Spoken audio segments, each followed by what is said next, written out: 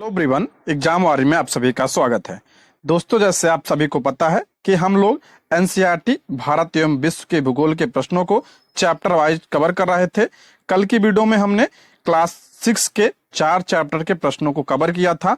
आज की इस वीडियो में हम इसके आगे के चैप्टर के प्रश्नों को देखेंगे।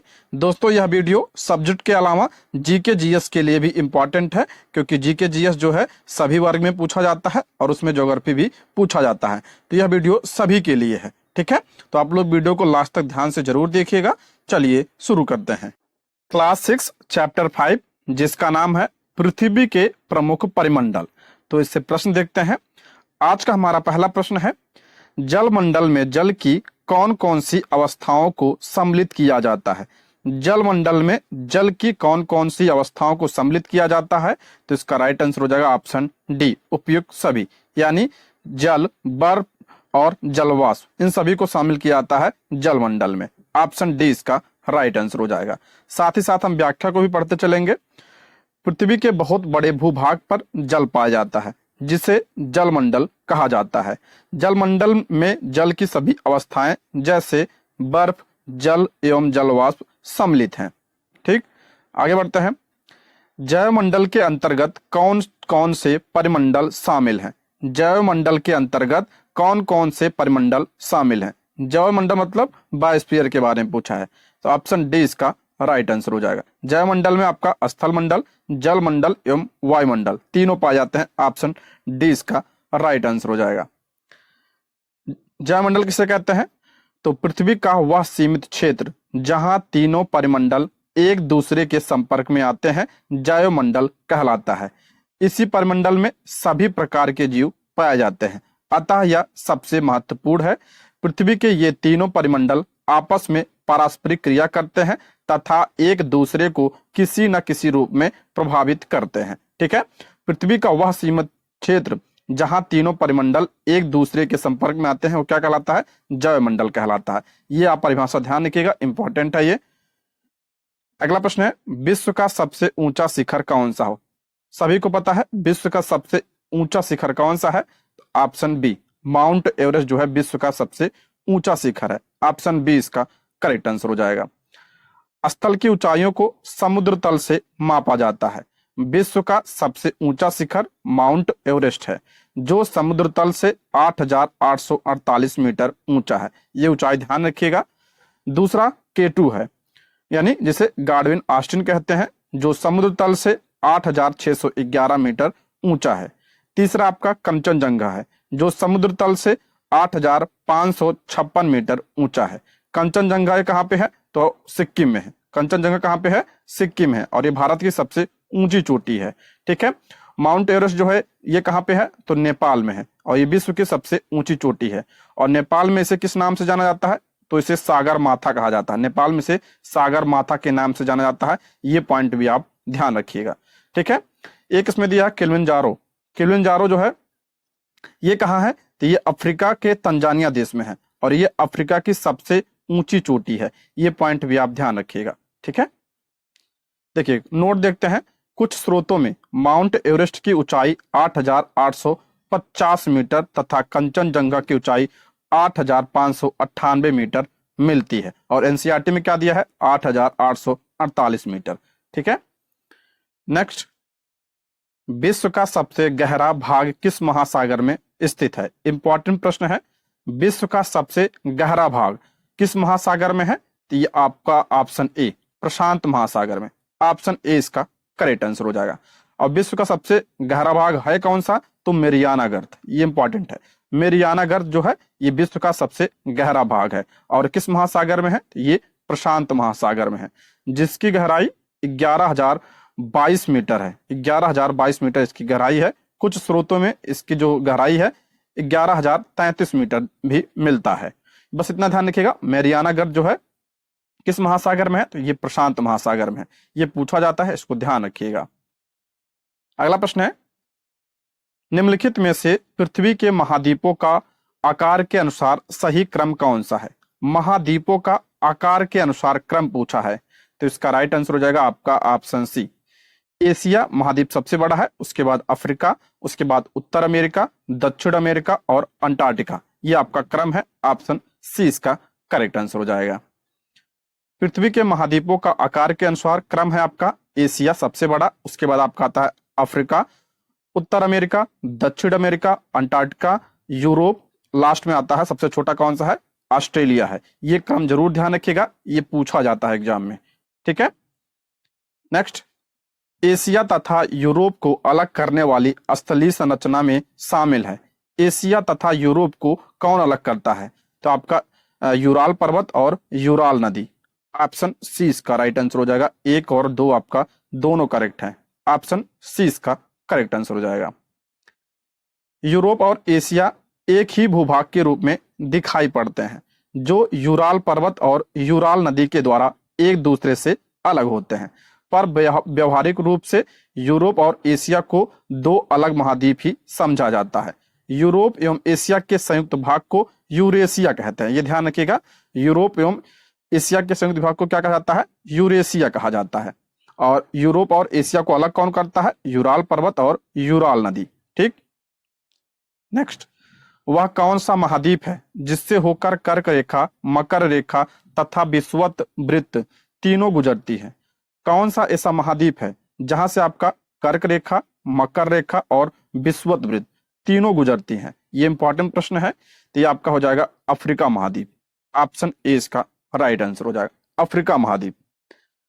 अफ्रीका एशिया के बाद विश्व का दूसरा सबसे बड़ा महाद्वीप है। सबसे बड़ा कौन सा? एशिया। दूसरे नंबर पे कौन है? अफ्रीका।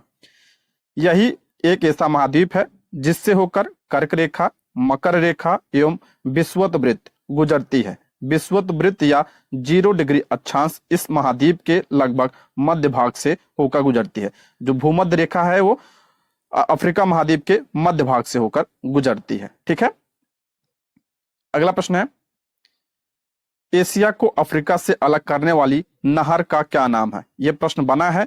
एशिया को अफ्रीका से अलग करने वाली नहर कौन सी है? तो सुएज नहर है। ऑप्शन बी इसका राइट आंसर हो जाएगा, सुएज नहर।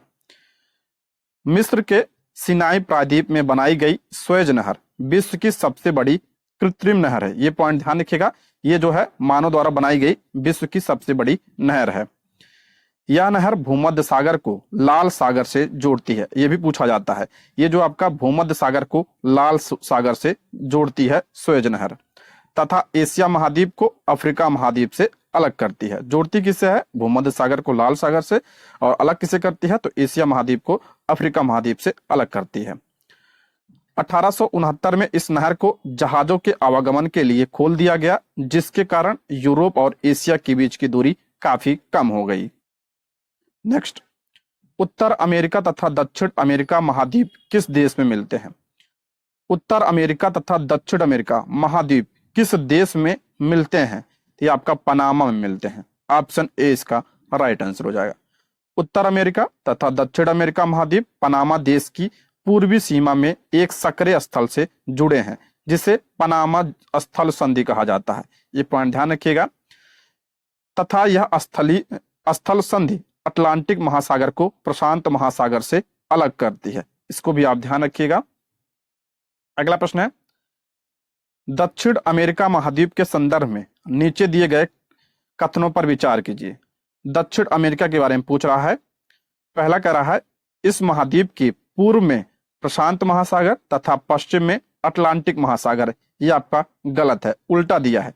पूर्व में आपका कौन सा है? तो पूर्व में आपका अटलांटिक महासागर है। और पश्चिम में कौन सा है? तो पश्चिम में आपका प्रशांत महासागर है। तो ये गलत हो जाएगा, उल्टा दिया है। दूसरा है, विश्व की सबसे लंबी पर्वत श्रृंखला एंडीज इसके उत्तर से लेकर दक्षिण की ओर फैली है। करेक्ट है, विश्व की सबसे लंबी पर्वत श्रृंखला कौन सी है? एंडीज है। और ये जो है दक्षिण अमेरिका में उत्तर से लेकर दक्षिण की ओर फैली है। अगला, इस महाद्वीप में विश्व की सबसे बड़ी नदी अमेजन बहती है। ध्यान रखिएगा, ये विश्व की सबसे बड़ी नदी है अमेजन। देखिए, एक है विश्व की सबसे लंबी नदी। लंबी नदी कौन सी है? तो नील नदी है। नील नदी जो है सबसे लंबी नदी है। अब बड़ी पूछा जाए तो बड़ी नदी कौन सी है? तो अमेजन नदी जो है विश्व की सबसे बड़ी नदी है। और ये किस महाद्वीप में बहती है? तो आपका दक्षिण अमेरिका महाद्वीप में बहती है। तो यानी आपका पहला गलत हो जाएगा, दूसरा और तीसरा सही है। तो ऑप्शन क्या हो जाएगा? बी इसका करेक्ट आंसर हो जाएगा। ठीक है, ऑप्शन बी इसका राइट आंसर हो जाएगा। दक्षिण अमेरिका महाद्वीप के पूर्व में अटलांटिक महासागर तथा पश्चिम में क्या है, प्रशांत महासागर है, इसलिए आपका पहला गलत हो जाता है। इस महाद्वीप का अधिकांश भाग दक्षिणी गोलार्ध में स्थित है। नेक्स्ट, किस महाद्वीप को द्वीपीय महाद्वीप कहते हैं? ये भी इंपॉर्टेंट प्रश्न है। किस महाद्वीप को द्वीपीय महाद्वीप कहते हैं? तो ये आपका ऑस्ट्रेलिया को कहते हैं। ऑप्शन डी इसका राइट आंसर हो जाएगा। ऑस्ट्रेलिया महाद्वीप को द्वीपीय महाद्वीप कहा जाता है। यह चारों तरफ से महासागरों तथा समुद्रों से घिरा है, इसलिए इसे द्वीपीय महाद्वीप कहा जाता है। ऑस्ट्रेलिया विश्व का सबसे छोटा महाद्वीप है, ये भी ध्यान रखिएगा, बताया भी। ऑस्ट्रेलिया जो क्या है, विश्व का सबसे छोटा महाद्वीप है, जो कि पूरी तरह से दक्षिणी गोलार्ध में स्थित है। किस गोलार्ध में है ये? दक्षिणी गोलार्ध में है। और ये क्या है, सबसे छोटा महाद्वीप। अच्छा, सबसे बड़ा कौन सा है? तो एशिया महाद्वीप जो है सबसे बड़ा है। दूसरे नंबर पे कौन आता है? अफ्रीका आता है। अगला प्रश्न है, अंटार्कटिका महाद्वीप के संदर्भ में नीचे दिए कथनों में से कौन सा कथन सत्य है? अंटार्कटिका महाद्वीप के बारे में पूछा है। तो पहला कह रहा है दक्षिण ध्रुव इस महाद्वीप के पूर्वी किनारे पर स्थित है। ये गलत है, पूर्वी किनारे पर नहीं स्थित है, मध्य में स्थित है। ठीक है, दक्षिण ध्रुव जो है इसके मध्य में स्थित है। दूसरा है, यहाँ किसी भी प्रकार का स्थानीय निवास, मानव निवास नहीं है। ये आपका करेक्ट है, यहाँ किसी भी प्रकार का अस्थायी मानव निवास नहीं है। ये आपका सही है, ऑप्शन बी इसका राइट आंसर हो जाएगा। अंटार्कटिका एक बहुत बड़ा महाद्वीप है जो कि दक्षिणी गोलार्ध में स्थित है। दक्षिणी ध्रुव इस महाद्वीप के मध्य में स्थित है, इसलिए आपका पहला कथन गलत हो जाता है। चूंकि यह दक्षिण ध्रुव क्षेत्र में स्थित है, इसलिए यह हमेशा मोटी बर्फ की परतों से ढका रहता है, इसलिए यहाँ अस्थायी मानव निवास नहीं करते हैं। ठीक है, बहुत से देशों के शोध केंद्र यहाँ स्थित है। भारत के भी शोध संस्थान यहाँ है, जिसका नाम है दक्षिण गंगोत्री, मैत्री तथा भारती। ये पूछा जाता है, तो इसको आप ध्यान रखिएगा। ठीक है, अगला प्रश्न है, आकार के आधार पर महासागरों का सही क्रम कौन सा है? महासागर का क्रम पूछा है आकार के अकॉर्डिंग। तो सबसे बड़ा कौन सा है? तो सबसे बड़ा और सबसे गहरा है आपका प्रशांत महासागर। प्रशांत महासागर जो है सबसे गहरा और सबसे बड़ा है। दूसरे नंबर पे आपका आता है अटलांटिक महासागर, ये आपका पहला, ये दूसरा हो जाएगा, दूसरे नंबर पे है। तीसरे नंबर पे आपका आता है हिंद महासागर, तीसरे नंबर पर हिंद महासागर। चौथे पे आपका आता है दक्षिण महासागर और पांचवे पे आता है आपका आर्कटिक महासागर। तो इसका करेक्ट आंसर हो जाएगा आपका ऑप्शन डी, इसका राइट आंसर हो जाएगा ऑप्शन डी। ठीक है, विशाल जलाशय जो महाद्वीपों के द्वारा एक दूसरे से अलग है, महासागर कहलाते हैं। आकार की दृष्टि से उनका क्रम है, प्रशांत महासागर सबसे बड़ा है, अटलांटिक महासागर, हिंद महासागर। ध्यान रखिए, पूछा जाता है, हिंद महासागर तीसरे नंबर पे आता है, दक्षिणी महासागर तथा आर्कटिक महासागर। ठीक है, क्रम जरूर ध्यान रखिएगा आप लोग। नीचे दिए गए कथन किस महासागर से संबंधित हैं? महासागर यह किससे संबंधित है? पहला कह रहा है यह महासागर पृथ्वी के 1/3 भाग पर फैला है, अर्थात इसका क्षेत्रफल सभी महाद्वीपों के कुल क्षेत्रफल से भी बड़ा है। दूसरा कह रहा है यह अन्य महासागरों की अपेक्षा अधिक गहरा है। तीसरा है इस महासागर के एक ओर एशिया और ऑस्ट्रेलिया महाद्वीप हैं तथा दूसरी ओर उत्तर और दक्षिण अमेरिका महाद्वीप भी स्थित हैं। ये किसके बारे में बात हो रही है? तो ये प्रशांत महासागर के बारे में बात हो रही है। ठीक है, ऑप्शन ए इसका राइट आंसर हो जाएगा, ऑप्शन ए इसका करेक्ट आंसर हो जाएगा। ठीक है, प्रशांत महासागर सबसे बड़ा महासागर है और पृथ्वी का सबसे गहरा मेरियाना गर्त जो है प्रशांत महासागर में स्थित है। ये पॉइंट भी ध्यान रखिएगा, ऑप्शन ए इसका करेक्ट आंसर हो जाएगा। यहाँ भी इसको भी ध्यान रखिएगा, इस महासागर के एक ओर एशिया और ऑस्ट्रेलिया महाद्वीप है तथा दूसरी ओर उत्तर और दक्षिण अमेरिका महाद्वीप भी स्थित है। इसको भी आप ध्यान रखिएगा। आगे बढ़ते हैं हम। नीचे दिए गए कथन एवं कारण पर विचार कीजिए। कथन दिया है अटलांटिक महासागर की तट रेखा पोताश्रयों एवं पत्थरों के निर्माण के लिए आदर्श स्थिति रखती है। यह आपका सही है। कारण दिया है अटलांटिक महासागर की तट रेखा सीधी एवं चौड़ी है। यह आपका गलत हो जाएगा, ऑप्शन सी इसका करेक्ट आंसर हो जाएगा, ऑप्शन सी इसका करेक्ट आंसर हो जाएगा। जो अटलांटिक महासागर है ये विश्व का दूसरा सबसे बड़ा महासागर है। दूसरा, पहला कौन सा? प्रशांत महासागर, दूसरे नंबर पे आता है आपका अटलांटिक महासागर। अटलांटिक महासागर की तट रेखा बहुत ही अधिक दंतुलित यानी कटी फटी है, ये पूछा जाता है, ये ध्यान रखिएगा। यह अनियमित एवं दंतुलित तट रेखा प्राकृतिक पोताश्रयों एवं पत्थरों के लिए आदर्श स्थिति है। व्यापार की दृष्टि से यह सबसे व्यस्त महासागर है, ये पूछा जाता है। व्यापार की दृष्टि से सबसे व्यस्त महासागर कौन सा है? तो आपका अटलांटिक महासागर है, ठीक है, अटलांटिक महासागर।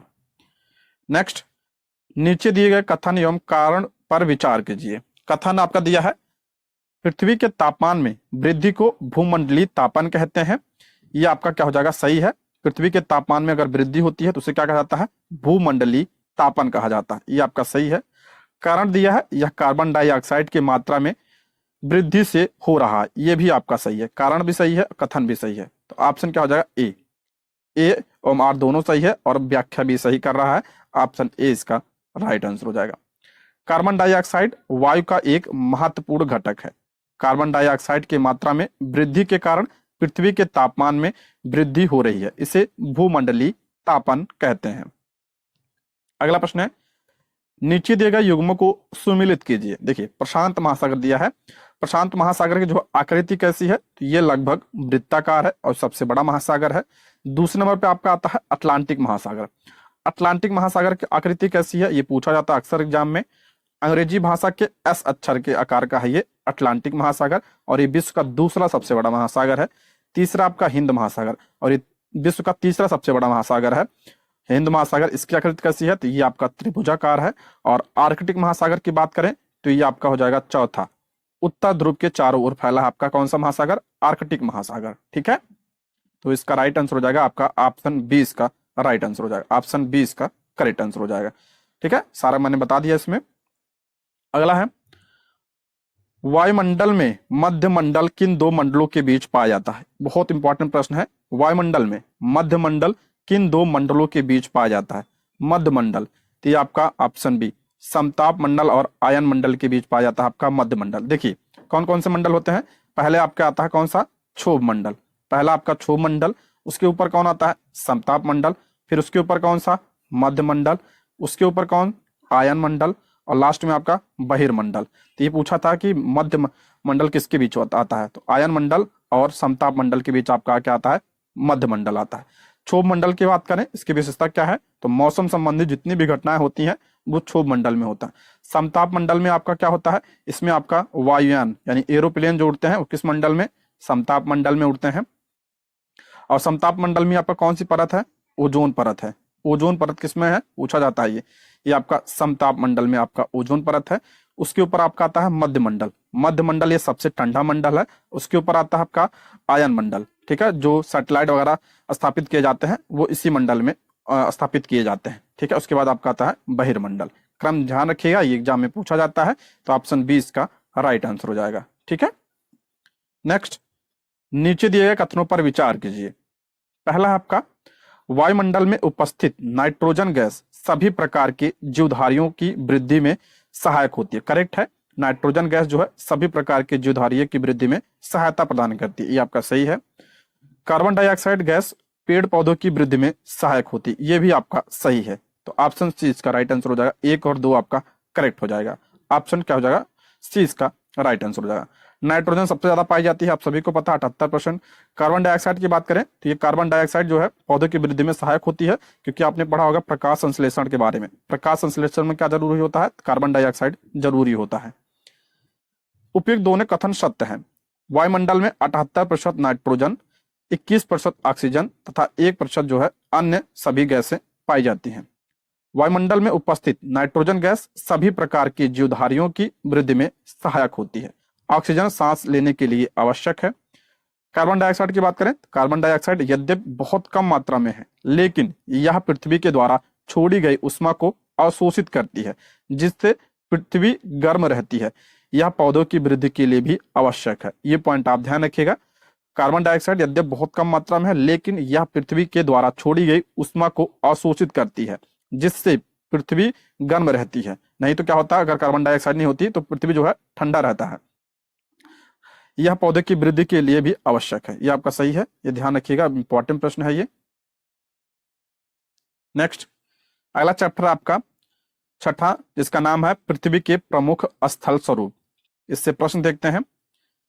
पृथ्वी के विभिन्न स्थल रूपों उदाहरण पर्वत, घाटी, पठार एवं मैदानों का निर्माण किन प्रक्रियाओं के परिणाम स्वरूप हुआ है? इंपॉर्टेंट प्रश्न है। कह रहा है पर्वत, घाटी, पठार एवं मैदानों का निर्माण किन प्रक्रियाओं के परिणाम स्वरूप हुआ है? तो ऑप्शन सी इसका राइट आंसर हो जाएगा, आंतरिक एवं बाह्य दोनों प्रक्रियाओं के कारण। ऑप्शन सी इसका राइट आंसर हो जाएगा। देखिए, विभिन्न प्रकार के स्थल रूपों का निर्माण दो प्रक्रियाओं से होता है। ये पॉइंट ध्यान रखिएगा, कौन कौन से? प्रथम या आंतरिक प्रक्रिया के कारण बहुत से स्थानों पर पृथ्वी की सतह कहीं ऊपर उठ जाती है तो कहीं धंस जाती है। किसकी वजह से? तो आंतरिक प्रक्रिया की वजह से। दूसरा आपका बाह्य प्रक्रिया। बाह्य प्रक्रिया स्थल के लगातार बनने या टूटने की प्रक्रिया है। स्थल के लगातार बनने या टूटने की प्रक्रिया कौन सी है? आपका बाह्य प्रक्रिया है। ठीक है, दोनों प्रक्रिया ध्यान रखिएगा, इंपॉर्टेंट प्रश्न है ये। नेक्स्ट, निम्नलिखित में से कौन सा कथन सत्य है? कौन सा कथन सत्य पूछ रहा है?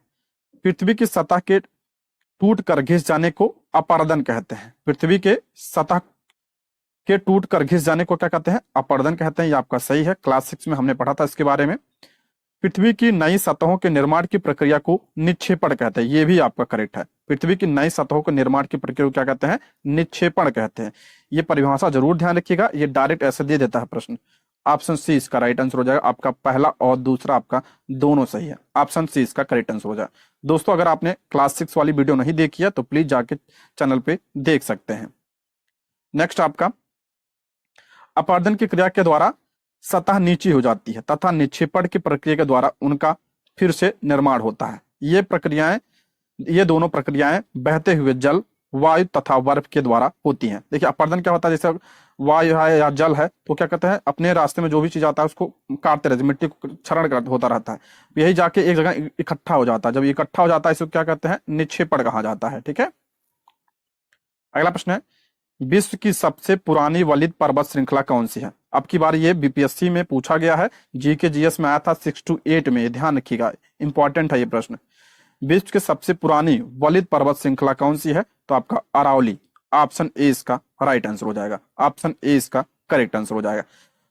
जो पूछा गया था वो प्रश्न था कि कौन सा अपशिष्ट पर्वत का उदाहरण है? अपशिष्ट पर्वत का उदाहरण था, उसमें आपका अरावली पर्वत भी अपशिष्ट का है और प्लेशियन पर्वत भी आपका अपशिष्ट पर्वत का उदाहरण है। तो उसमें दोनों सही था। इसमें पूछा है कौन सा जो सबसे पुरानी वलित पर्वत है, तो सबसे पुराना आपका अरावली हो जाएगा। ठीक है, ऑप्शन ए इसका राइट आंसर हो जाएगा। भारत की अरावली पर्वत श्रृंखला विश्व की सबसे पुरानी वलित पर्वत श्रृंखला है और किसका उदाहरण है? ये अपशिष्ट पर्वत का उदाहरण है। अपर्दन की प्रक्रिया के कारण यह श्रृंखला घिस गई है। उत्तर अमेरिका के अपलेशियन तथा रूस की यूराल पर्वत गोलाकार दिखाई देते हैं एवं इनकी ऊंचाई कम है। ये बहुत पुराने वलित पर्वत हैं। भारत का हिमालय भी वलित पर्वत है और हिमालय कैसा है? तो ये आपका नवीन वलित पर्वत है, ध्यान रखिएगा, ये आपका क्या है? नवीन वलित पर्वत है। नेक्स्ट, नीचे दिए गए कथनों पर विचार कीजिए। पहला कह रहा है आपका, जिन पर्वतों पर हमेशा जमी रहने वाली बर्फ की नदियां होती हैं उन्हें हिमानी कहते हैं। आपका करेक्ट है, जिन पर्वतों पर हमेशा जमी रहने वाली बर्फ की नदियां होती हैं उसे क्या कहते हैं? हिमानी कहते हैं। आपका सही है। दूसरा है, पर्वतों के एक रेखा क्रम में व्यवस्थित होने को श्रृंखला कहते हैं। ये भी आपका सही है, पर्वत श्रृंखला जिसे कहते हैं आप। ऑप्शन सी इसका राइट आंसर हो जाएगा। दोनों आपके क्या है? करेक्ट है। ऑप्शन सी इसका राइट आंसर हो जाएगा। उपयुक्त दोनों कथन सत्य हैं। कुछ पर्वतों पर हमेशा जमी रहने वाली बर्फ की नदियां होती हैं, उन्हें हिमानी कहा जाता है।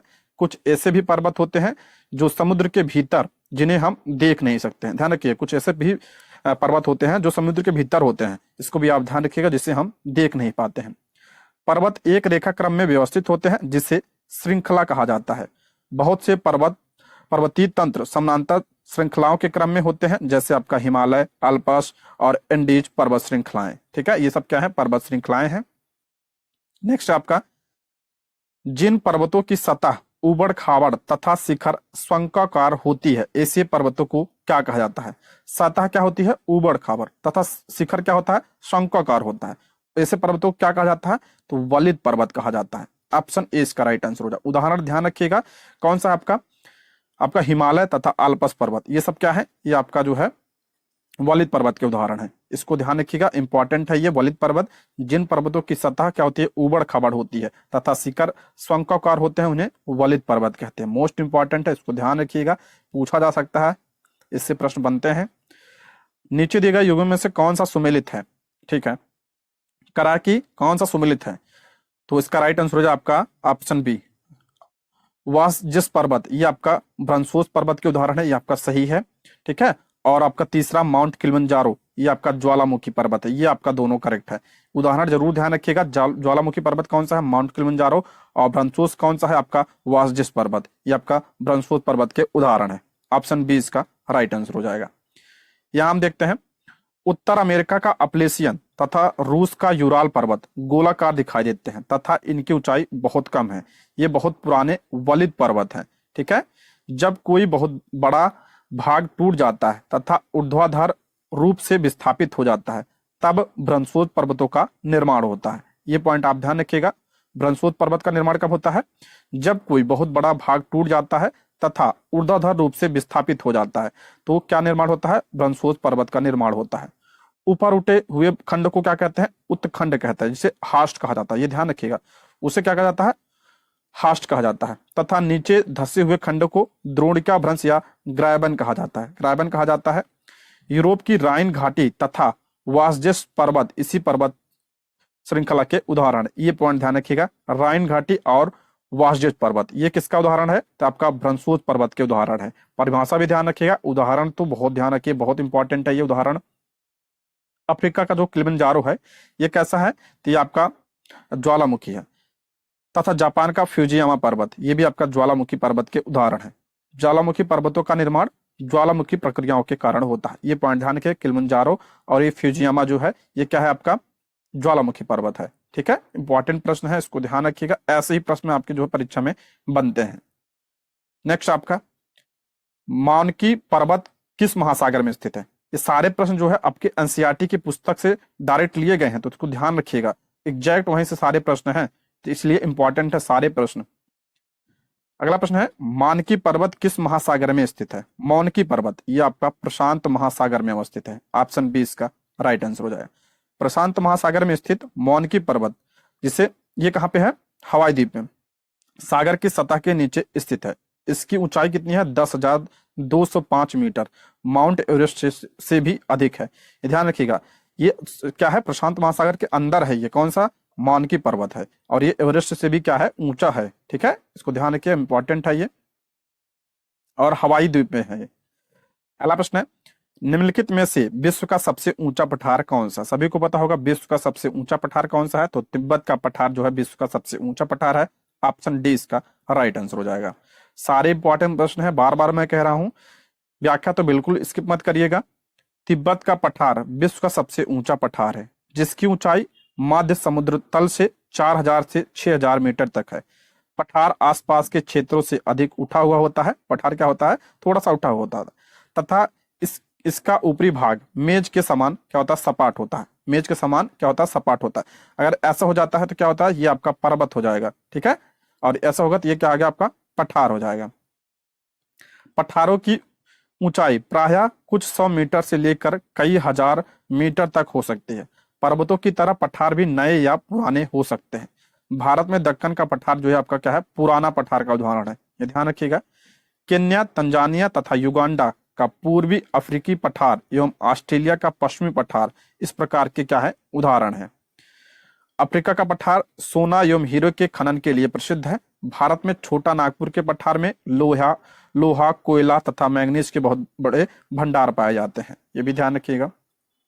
नेक्स्ट, मैदानों के संदर्भ में नीचे दिए गए कथनों पर विचार कीजिए। मैदान के बारे में दिया है, पहला कह रहा है, अधिकांश मैदान मुख्य नदियों तथा उसकी सहायक नदियों के कारण बनते हैं। सही है, अधिकांश मैदान मुख्य नदियों तथा उसकी सहायक नदियों के से बनते हैं। सही है।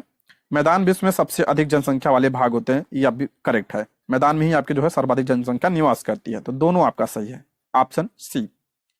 मैदान समतल भूभाग के बहुत बड़े भाग होते हैं। वे सामान्यतः मध्य समुद्री तल से 200 मीटर से अधिक ऊंचे नहीं होते हैं। ये पॉइंट आप ध्यान रखिएगा, ऐसे कथन में दे देगा आपका। अधिकांश मैदान मुख्य नदियों तथा उनकी सहायक नदियों के द्वारा बने होते हैं। नदियां पर्वतों के ढालों पर नीचे की ओर बहती हैं तथा उन्हें अपर्दित कहती हैं। वे अपर्दित पदार्थों को अपने साथ आगे की ओर ले जाते हैं अपने साथ ढोए जाने वाले पदार्थों जैसे बालू तथा सिल्ट को वे घाटियों में निक्षेपित कर देते हैं, यानी जमा कर देते हैं। इन्हीं निक्षेपों से किसका निर्माण होता है? मैदानों का निर्माण होता है। ये पॉइंट आप ध्यान रखो, क्योंकि ये उपजाऊ होता है, इसलिए यहाँ पे लोग जो है ज्यादा निवास करते हैं खेती वगैरह करने के लिए। समानता, देखिए आ गया, समानता मैदान अधिक उपजाऊ होते हैं तथा यहाँ आवास एवं परिवहन के साधनों का निर्माण करना क्या होता है? आसान होता है पहाड़ों की अपेक्षा। इसलिए मैदान विश्व के सबसे अधिक जनसंख्या वाले भाग होते हैं। ठीक है, अगला चैप्टर है हमारा देश भारत। मोस्ट इंपॉर्टेंट चैप्टर है, इससे प्रश्न तो हर एग्जाम में बनता है। ठीक है दोस्तों, आगे बढ़ने से पहले यदि आप हमारे चैनल पर नए हैं तो प्लीज चैनल को सब्सक्राइब करें, और अगर आपको वीडियो पसंद आती है तो लाइक, शेयर और कमेंट करें। और कोई सुझाव हो तो कमेंट बॉक्स में जरूर बताइएगा। आप लोग लाइक करते हैं, कमेंट करते हैं, इससे हमें मोटिवेशन मिलता है, जिससे हम आप लोगों के लिए वीडियो को ला पाते हैं। इसके अलावा आप लोग टेलीग्राम को भी ज्वाइन कर सकते हैं, जिसका लिंक आपको डिस्क्रिप्शन बॉक्स या कमेंट बॉक्स में मिल जाएगा। ठीक है, आगे बढ़ते हैं। भारत की मुख्य भूमि का विस्तार दक्षिण से उत्तर की ओर किन अक्षांशों के मध्य है? मुख्य भूमि का पूछा है, ध्यान रखिएगा। मुख्य भूमि का विस्तार दक्षिण से उत्तर की ओर किन अक्षांशों के मध्य, यानी अक्षांशी विस्तार पूछा है। भारत का अक्षांशी विस्तार पूछा है। ये अब की बार बीपीएससी 2.0 में प्रश्न बन चुका है, सेम ही प्रश्न। तो ऑप्शन ए इसका राइट आंसर हो जाएगा। कितना है? 8 डिग्री 4 मिनट उत्तर से 37 डिग्री 6 मिनट उत्तर, ये ध्यान रखिएगा। ठीक है, ऑप्शन ए इसका राइट आंसर हो। ये क्या है? अक्षांशी विस्तार है मुख्य भूमि से। ये पॉइंट ध्यान रखिएगा, बहुत ही इंपॉर्टेंट है। आगे बढ़ते हैं। पश्चिम से लेकर पूर्व तक भारत का विस्तार देशांतरों के बीच है। देखिए यहाँ पे देशांतरी विस्तार पूछा है, तो देशांतरी विस्तार क्या होगा? तो इसका करेक्ट आंसर हो जाएगा आपका ऑप्शन डी, इसका राइट आंसर हो जाएगा 68 डिग्री 7 मिनट पूर्व से। ध्यान रखिए, ये जरूर ध्यान रखिएगा, पूर्व से 97 डिग्री 25 मिनट पूर्व तक स्थित है क्या आपका? देशांतरी विस्तार। ऑप्शन डी इसका राइट आंसर हो जाएगा। अगर अक्षांशी विस्तार की बात करें तो 8 डिग्री 4 मिनट उत्तर, उत्तर जरूर ध्यान रखिएगा, 8 डिग्री 4 मिनट उत्तर की तरफ है, और 37 डिग्री 6 मिनट उत्तरी अक्षांश तक यह स्थित है। उसके बाद बात करें अगर देशांतरी विस्तार, तो ये पूरब की तरफ, ध्यान रखिए पूरब जरूर ध्यान रखिएगा आप लोग, 68 डिग्री 7 मिनट पूरब से 97 डिग्री 25 मिनट पूरब। ठीक है, ये जरूर ध्यान रखिएगा, ऑप्शन डी इसका राइट आंसर हो जाएगा। अगला प्रश्न है कर्क रेखा यानी 23.5 डिग्री उत्तर किन राज्यों से होकर गुजरती है? कर्क रेखा किसे कहते हैं? तो 23.5 डिग्री जो उत्तरी अक्षांश होता है, उत्तरी अक्षांश, उसे क्या कहते हैं? कर्क रेखा कहते हैं। देखिए आपका ये क्या हो गया? 0 डिग्री, और जो ये 23.5 डिग्री आपका क्या है? उत्तरी अक्षांश है, तो ये आपका क्या है? कर्क रेखा। और 23.5 डिग्री जो नीचे होता है यानी दक्षिणी अक्षांश में होता है, वो क्या होता है आपका? मकर रेखा होता है। तो ये जरूर ध्यान रखिएगा आप लोग। कह रहा है कर्क रेखा किन राज्यों से होकर गुजरती है? सभी को पता होगा, ऑप्शन डी इसका राइट आंसर हो जाएगा, गुजरात, राजस्थान, त्रिपुरा, मिजोरम। ऑप्शन डी इसका राइट आंसर हो जाएगा, इन सभी राज्यों से होकर गुजरती है। ऑप्शन डी इसका राइट आंसर हो जाएगा। कर्क रेखा कितने राज्यों से गुजरती है भारत के? 8 राज्यों से। मोस्ट इंपॉर्टेंट है, अक्सर एग्जाम में यह पूछा जाता है। आपका कौन कौन से राज्य हैं? गुजरात, राजस्थान, मध्य प्रदेश, छत्तीसगढ़, झारखंड, पश्चिम बंगाल, त्रिपुरा और मिजोरम। क्रम भी यही है। देखिए राज्यों का नाम बार बार मैं कह रहा हूं, इसको सारा याद कर लेना आप लोग। गुजरात, राजस्थान, मध्य प्रदेश, छत्तीसगढ़, झारखंड, पश्चिम बंगाल, त्रिपुरा और मिजोरम से जो है कर्क रेखा गुजरती है। ठीक है, मोस्ट इंपॉर्टेंट प्रश्न है। अला भारत की स्थलीय सीमा कितने देशों के साथ जुड़ी है? ये भी इंपॉर्टेंट प्रश्न है, ऐसे प्रश्न बनते हैं भारत से। भारत की स्थलीय सीमा कितने देशों के साथ जुड़ी है? तो स्थलीय सीमा आपका 7 देशों के साथ जुड़ी है। ऑप्शन क्या हो जाए? डी इसका राइट आंसर हो जाए। कौन कौन से आपके? चीन है आपका, नेपाल, भूटान, म्यांमार, पाकिस्तान, बांग्लादेश और अफगानिस्तान। चीन, नेपाल, भूटान, म्यांमार, पाकिस्तान, बांग्लादेश और अफगानिस्तान के जो है साथ भारत की असली सीमा लगती है। और सबसे ज्यादा सीमा किससे लगती है? बांग्लादेश से जो है सबसे ज्यादा सीमा लगती है, और सबसे कम अफगानिस्तान से लगती है। इसको भी आप ध्यान रखिएगा। आगे प्रश्न, निम्नलिखित में से भारत की सबसे लंबी स्थलीय सीमा किस देश के साथ लगती है? तो बांग्लादेश के साथ लगती है, लगभग 4096 किलोमीटर के साथ। ठीक है, अगला प्रश्न, निम्नलिखित में से भारत के कौन से राज्य 3 तरफ से अंतरराष्ट्रीय सीमाओं से घिरे हैं? करा कौन से राज्य 3 तरफ से अंतरराष्ट्रीय सीमा से घिरे हैं? 3 तरफ से, तो आपका हो जाएगा कौन कौन से? तो आपका सिक्किम हो जाएगा और त्रिपुरा। तो ऑप्शन सी इसका राइट आंसर हो जाएगा, सिक्किम और त्रिपुरा। Option C. देखते हैं कौन कौन से देशों से घिरा है ये। सिक्किम एवं त्रिपुरा 3 तरफ से दूसरे देशों के साथ अपनी सीमा साझा करता है। सिक्किम जो है नेपाल, भूटान एवं चीन से तीन तरफ से घिरा हुआ। सिक्किम जो है नेपाल से घिरा है, भूटान से और चीन से घिरा पड़ा है। जबकि त्रिपुरा की बात करें तो ये बांग्लादेश से तीन तरफ घिरा हुआ। ये सिर्फ बांग्लादेश से ही जो है तीनों तरफ से घिरा हुआ है। कौन सा? आपका त्रिपुरा। नेक्स्ट, भारत के कितने राज्य कम से कम दो देशों के साथ अपनी सीमा साझा करते हैं? कितने राज्य कम से कम दो देशों के साथ सीमा साझा करते हैं? तो ऑप्शन सी इसका राइट आंसर हो जाएगा। कौन सा? 7 राज्य। 7 राज्य जो है दो देशों के साथ सीमा साझा करते हैं। देखिए, इसको जब आप सॉल्व कर रहे हो ना, तो आप अगर आपके पास मैप की बुक है तो मैप आप लोग जरूर साथ में रखिएगा, ठीक है? तब आपको ज्यादा समझने में आसानी होगी। देखिए, कौन कौन से राज्य हैं? जम्मू और कश्मीर, ये किससे सीमा बनाते हैं? ये आपका पाकिस्तान, चीन और अफगानिस्तान से बनाते हैं। उत्तराखंड की बात करें तो आपका नेपाल और चीन हो गया। सिक्किम आपका नेपाल, भूटान और चीन हो गया। अरुणाचल प्रदेश आपका चीन, भूटान और म्यांमार। असम, भूटान और बांग्लादेश से सीमा। पश्चिम बंगाल, बांग्लादेश, भूटान और नेपाल। मिजोरम आपका बांग्लादेश और म्यांमार से सीमा बनाते हैं, ठीक है? नेक्स्ट, विंध्य एवं सतपुड़ा पर्वत श्रेणी के बीच से कौन सी नदी बहती है? मोस्ट इंपॉर्टेंट प्रश्न है ये, एनसीईआरटी में डायरेक्ट प्रश्न बना है ये। विंध्य एवं सतपुड़ा पर्वत श्रेणी के बीच कौन सी नदी बहती है? तो ऑप्शन बी इसका राइट आंसर हो जाएगा, नर्मदा नदी। विंध्य एवं सतपुड़ा के बीच कौन सी नदी बहती है? ये आपका कौन सी नदी? नर्मदा नदी बहती है। ऑप्शन क्या हो जाएगा? बी इसका राइट आंसर हो जाएगा, ठीक है? नर्मदा नदी के उत्तर में विंध्य पर्वत तथा दक्षिण में सतपुड़ा पर्वत श्रेणी है, अर्थात नर्मदा नदी विंध्य और सतपुड़ा श्रेणी के बीच बहती है। अगला है, तापी नदी के संदर्भ में निम्नलिखित में से कौन सा कथन सत्य है? ये ताप्ती नदी है, उसी के बारे में पूछ रहा है। तापी नदी सतपुड़ा पर्वत के दक्षिण में बहती है, सही है आपका। तापी नदी भारतीय प्रायद्वीप की एकमात्र नदी है जो पूर्व से पश्चिम की ओर बहती है। कह रहा है कि तापी नदी भारतीय प्रायद्वीप की एकमात्र नदी है जो पूरब से पश्चिम की ओर बहती है। एकमात्र नहीं है, ये नर्मदा भी बहती है, साबरमती भी बहती है। ये सारी जो है कहाँ पे गिरती हैं? ये पूरब से पश्चिम की ओर बहती हैं और ये अरब सागर में जाकर गिरती हैं ये नदियां। तो ये आपका क्या हो जाएगा? गलत हो जाएगा। एकमात्र नहीं है, ठीक है? गिरती तो ये भी है लेकिन एकमात्र नहीं है। तापी नदी के उत्तर में अजंता और सतमाला पर्वत अवस्थित है, ये भी आपका गलत हो जाएगा। आपका क्या हो जाएगा? ए इसका राइट आंसर हो जाएगा। ऑप्शन ए इसका करेक्ट आंसर हो जाएगा। यानी तापी नदी सतपुड़ा पर्वत श्रेणी के दक्षिण में बहती है। देखिए, सबसे पहले आपका क्या हो गया? कौन सा पर्वत है? विंध्य पर्वत। उसके बाद आपका यहाँ नदी बहती है, कौन सी नदी? ये आपका नर्मदा नदी बहती है। फिर उसके आपका नीचे आता है कौन सा? सतपुड़ा श्रेणी आता है। उसके नीचे कौन सी नदी बहती है? तो आपका ये ताप्ती नदी बहती है। कौन सी नदी? ताप्ती नदी उसके नीचे बहती है, ठीक है? इससे और बनता है प्रश्न। अभी मैंने बताया कि ये सब नदियां कहाँ गिरती हैं? जाके अरब सागर में गिरती हैं। नर्मदा नदी सबसे बड़ी नदी है जो अरब सागर में जाकर गिरती है। अरब सागर में गिरने वाली सबसे बड़ी नदी अगर पूछा जाए तो नर्मदा नदी है।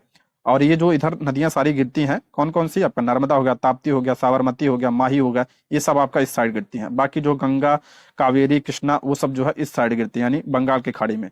और जो इधर गिरती नदियां अरब सागर में, ये क्या बनाती हैं? तो ये आपका एस्चुरी का निर्माण करती है, यानी ज्वार नदमुख का निर्माण करती हैं, एस्चुरी का निर्माण करती हैं इधर गिरने वाली नदियां। और इधर गिरने वाली नदियां डेल्टा का निर्माण करती हैं, ठीक है? और सबसे बड़ा डेल्टा कौन सा है? सुंदरबन डेल्टा है, ये पॉइंट भी आप ध्यान रखिएगा। और इधर गिरने वाली ज्वार नद यानी एस्चुरी, और इधर डेल्टा, ये प्रश्न बनता है तो ध्यान रखिएगा। इसके बारे में देख लेते हैं। कथन आपका पहला सत्य है, दूसरा और तीसरा असत्य है। तापी नदी के अलावा नर्मदा भी पूर्व से पश्चिम की दिशा में बहती है, और नर्मदा सबसे बड़ी नदी है जो पूर्व से पश्चिम दिशा में बहती है। खंबात की खाड़ी में ये सारी गिरती है, यानी अरब सागर में। अजंता एवं सतमाला पर्वत तापी नदी के दक्षिण में है, ठीक है? अभी मैंने बताया था ना, सबसे ऊपर विंध्याचल, उसके बाद आपका सतपुड़ा आता है, उसके बाद आपका नीचे आपके सारे आएंगे ये अजंता एवं सतमाला, उत्तर में नहीं आएंगे, ठीक है? ये तापी नदी के नीचे है, यानी दक्षिण में है। आगे बढ़ते हैं। हिमालय पर्वत को 3 मुख्य समानांतर श्रृंखलाओं में बांटा जाता है। उत्तर से दक्षिण की ओर उनका सही क्रम क्या है? मोस्ट इंपॉर्टेंट ये भी। तो आपका हो जाएगा सबसे ऊपर कौन सा? आपका बृहद हिमालय। उसके बाद आपका कौन सा आता है? मध्य हिमालय। और सबसे नीचे कौन सा आता है? आपका शिवालिक श्रेणी आता है, शिवालिक श्रेणी आता है। ये पॉइंट ध्यान रखिएगा, क्रम भी ध्यान रखिएगा, ये पूछा जाता है। ऑप्शन डी इसका राइट आंसर हो जाएगा। उत्तर में बर्फ से ढका हमारे देश के लिए संतरी का कार्य करता है हिमालय प्लस, हिमालय जो है 2 भागों से बना है, हिम प्लस आलय, जिसका अर्थ होता है बर्फ का घर। हिमालय पर्वत को 3 मुख्य समानांतर श्रृंखलाओं में बांटा जाता है। सबसे उत्तर में श्रृंखला कौन सा है? बृहद हिमालय, जिसे हिमाद्री हिमालय कहते हैं, ध्यान रखिएगा। इसे महान हिमालय या हिमाद्री हिमालय भी कहते हैं। मध्य हिमालय या हिमाचल हिमालय हिमाद्री के दक्षिण में स्थित है। मध्य हिमालय को क्या कहते हैं? हिमाचल हिमालय भी कहते हैं, ध्यान रखिएगा। हिमाचल हिमालय मध्य हिमालय को कहा जाता है, और ये हिमाद्री के क्या है? दक्षिण में स्थित है, और शिवालिक जो है सबसे दक्षिण में स्थित है। नेक्स्ट, नीचे दिए गए नदियों के नाम को ध्यान से देखिए। महानदी दिया है, गोदावरी दिया है, कृष्णा और कावेरी। करा उपयुक्त में से कौन सी डेल्टा बनाती है? अभी मैंने बताया था, ऑप्शन डी इसका राइट आंसर हो जाएगा। जो नदियां बंगाल की खाड़ी में जाके गिरती हैं सारी, वो क्या बनाती हैं? डेल्टा का निर्माण करते हैं। जैसे महानदी भी जाके वहीं गिरती है, गोदावरी भी, कृष्णा, कावेरी, सारी नदियां बंगाल की खाड़ी में जाकर गिरती हैं। ऑप्शन डी इसका राइट आंसर हो जाएगा। ठीक है, ये सब किसका निर्माण? तो आपका डेल्टा का निर्माण करती है। नेक्स्ट, सुंदरबन डेल्टा के संदर्भ में नीचे दिए गए कथनों में से कौन सा कथन सत्य है? यह विश्व का सबसे बड़ा डेल्टा है, करेक्ट है। सुंदरबन का डेल्टा ये विश्व का सबसे बड़ा डेल्टा है, और इसका निर्माण जो है गंगा और ब्रह्मपुत्र नदी करती हैं। गंगा और ब्रह्मपुत्र नदी इसका निर्माण करती हैं। इस डेल्टा की आकृति त्रिभुजाकार है, ये भी आपका करेक्ट है। इसकी आकृति क्या है? त्रिभुजाकार है, दोनों करेक्ट है। ऑप्शन सी इसका राइट आंसर हो जाएगा। मोस्ट इंपॉर्टेंट है, ठीक है। डेल्टा क्या होता है? डेल्टा स्थल का वह भाग होता है जो नदी के मुहाने पर बनता है। जहां नदियां समुद्र में प्रवेश करती हैं उस जगह को नदी का मुहाना कहा जाता है। ठीक है। नेक्स्ट आपका, भारत का कौन सा द्वीप प्रवाल द्वीप है? बहुत इंपॉर्टेंट है और चर्चा में भी है, ये पूछा जा सकता है। भारत का कौन सा द्वीप प्रवाल द्वीप है? तो आपका लक्षद्वीप। ऑप्शन ए इसका राइट आंसर, काफी चर्चा में था इस समय। ऑप्शन ए इसका करेक्ट आंसर हो जाएगा। भारत में 2 द्वीप समूह है, एक आपका अंडमान निकोबार और दूसरा आपका लक्षद्वीप। लक्षद्वीप समूह अरब सागर में स्थित है। ये किस में है? अरब सागर में है। और ये अंडमान निकोबार किस में है? तो ये आपका जो है बंगाल की खाड़ी में है। ये केरल के तट से कुछ दूर स्थित प्रवाल द्वीप है। कौन सा? लक्षद्वीप। अंडमान एवं निकोबार द्वीप समूह भारत के दक्षिण पूर्व दिशा में बंगाल की खाड़ी में स्थित है। अगला चैप्टर आपका, भारत, जलवायु, वनस्पति तथा वन्य प्राणी। बहुत प्रश्न बने आपकी बार इसमें। 6 to 8 में तो ज्योग्राफी जो पूछा गया था उसमें इससे तो बहुत प्रश्न बने थे। ठीक है, और वो सारे प्रश्न एनसीईआरटी से ही लिए गए थे। जीके जीएस में भी प्रश्न बने हैं। मानसून शब्द की उत्पत्ति किस भाषा से हुई है? मानसून शब्द की उत्पत्ति जो है ये आपका अरबी भाषा से हुई है। ऑप्शन ए इसका राइट आंसर हो जाएगा। मानसून शब्द अरबी भाषा की मौसम से लिया गया है, जिसका अर्थ होता है मौसम। मौसम वायुमंडल में दिन प्रतिदिन होने वाला क्या है? परिवर्तन है, तथा किसी स्थान पर अनेक वर्षों, लगभग 30 से 35 वर्षों में मापी गई औसत मौसम की औसत दशा को क्या कहते हैं? जलवायु कहते हैं। ये जरूर ध्यान रखिएगा। मौसम क्या होता है आपका? ये जो डेली का होता है, दिन प्रतिदिन जो चेंज होता है वो क्या आपका मौसम होता है, अल्पकालिक होता है। और जो दीर्घकालिक होता है, जो अनेक वर्षों में मापी जाती है, तो वो क्या होता है आपका? जलवायु होता है। ठीक है। नेक्स्ट आपका, निम्नलिखित में से भारत के किस भाग में लौटते हुए मानसून के कारण वर्षा होती है? मोस्ट इंपॉर्टेंट है, ये अक्सर कई सारे एग्जाम में देखो प्रश्न मिलता है। ये लौटते हुए मानसून से किस राज्य में जो है सर्वाधिक वर्षा होती है? तो ऑप्शन डी, तमिलनाडु एवं आंध्र प्रदेश में वर्षा होती है लौटते हुए मानसून से। ठीक है। शरद ऋतु के समय पवन स्थल भागों से लौटकर बंगाल की खाड़ी की ओर बहती है। यह मानसून के लौटने का मौसम होता है। भारत के दक्षिणी भाग विशेषकर तमिलनाडु एवं आंध्र प्रदेश के क्षेत्र में इस मौसम में वर्षा होती है। ठीक है, अक्सर आपको तमिलनाडु ही मिलेगा ऑप्शन में, दोनों बहुत कम ही मिलते हैं। अगला प्रश्न है, नीचे दिए गए कथन एवं कारण पर विचार कीजिए। कथन एवं कारण दिया है। पहला कार्य आपका, भारत की जलवायु को मानसूनी जलवायु कहा जाता है। यह आपका करेक्ट है। भारत की जलवायु क्या है? मानसून पर आधारित है, इसलिए मानसूनी जलवायु कहते हैं इसे। कारण है आपका, भारत की स्थिति उष्णकटिबंधीय में होने के कारण अधिकतर वर्षा मानसूनी पवन से होती है। ये भी आपका सही है।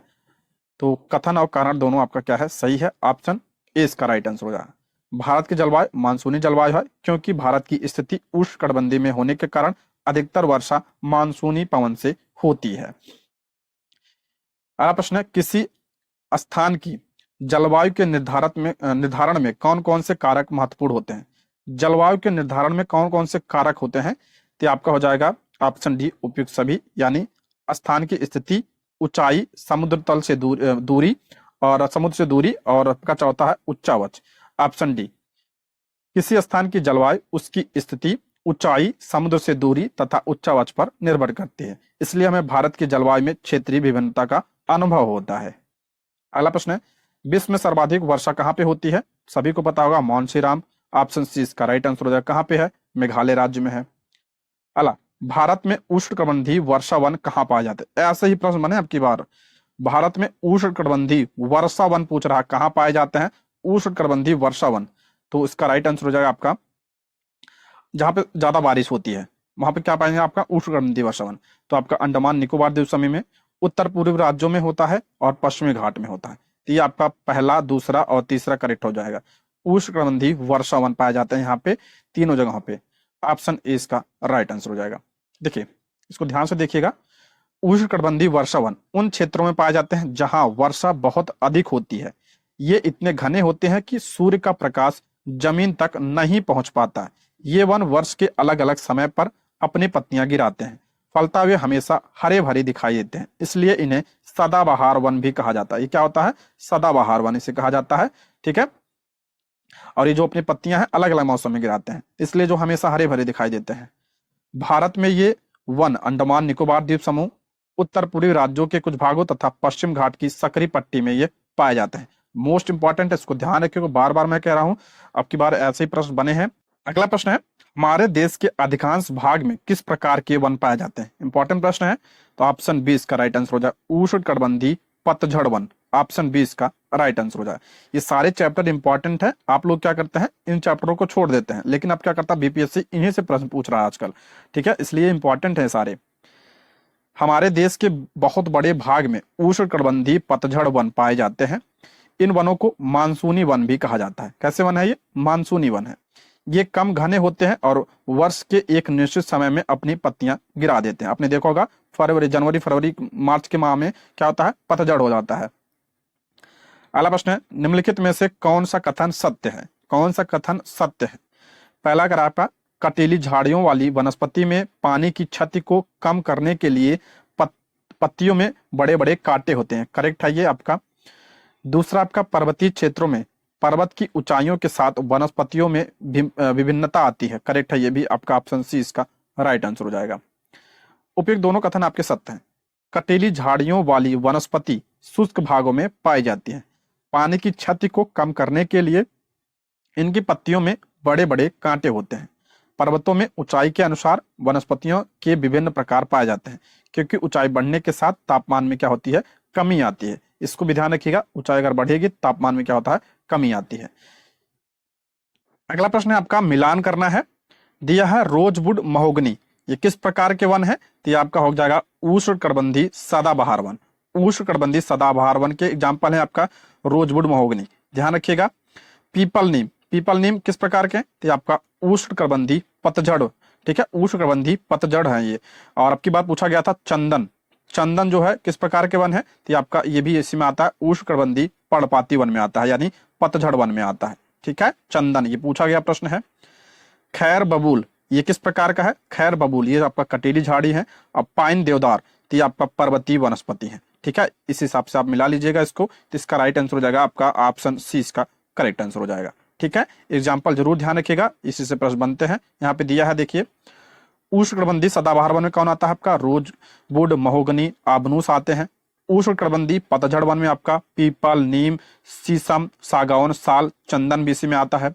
कटीली झाड़ियों में आपका खैर, बबूल, कैक्टस, कीकर आते हैं, जो आपका रेगिस्तान वाले क्षेत्र में होते हैं। पर्वतीय वनस्पति में आपका पाइन आता है, देवदार आता है, चीड़ आता है।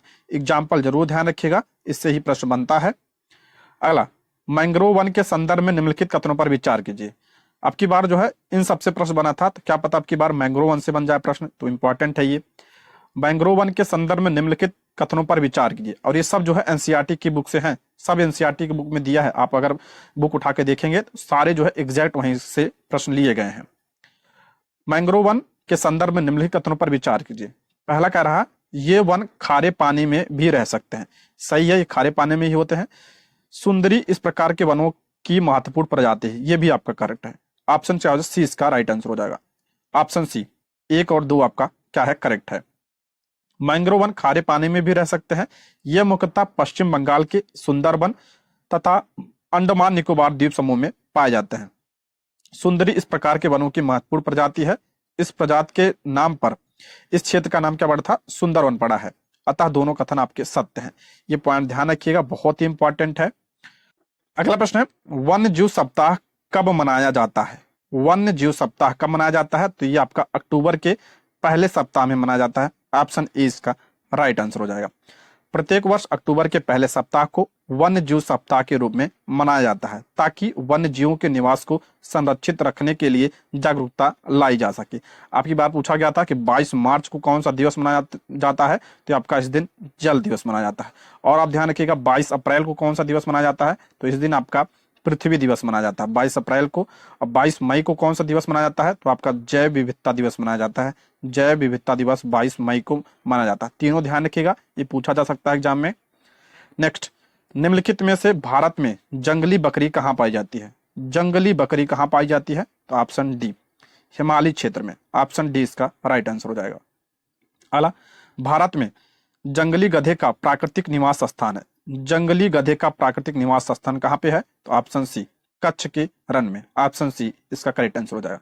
आपकी बार पूछा था कि एक सींग वाले गैंडे कहाँ पाए जाते हैं, तो असम में पाया जाता है। ये भी आप ध्यान रखिएगा। अगर उद्यान पूछा जाए किस राष्ट्रीय उद्यान में, तो काजीरंगा राष्ट्रीय उद्यान में। ये प्रश्न बन चुका है, तो इसको भी आप ध्यान रख लीजिएगा। दोस्तों, इसमें टोटल आपका कितने चैप्टर थे? 8 चैप्टर थे, और हमने 8 चैप्टर के प्रश्नों को कवर कर लिया है। और इसके आगे की वीडियो में हम अब क्लास 7 के प्रश्नों को देखेंगे। तो आप लोग चैनल को सब्सक्राइब जरूर कर लीजिएगा, और वीडियो कैसी लगी कमेंट बॉक्स में जरूर बताइएगा। ठीक है, ये रहे आज के प्रश्न। Thank you for watching.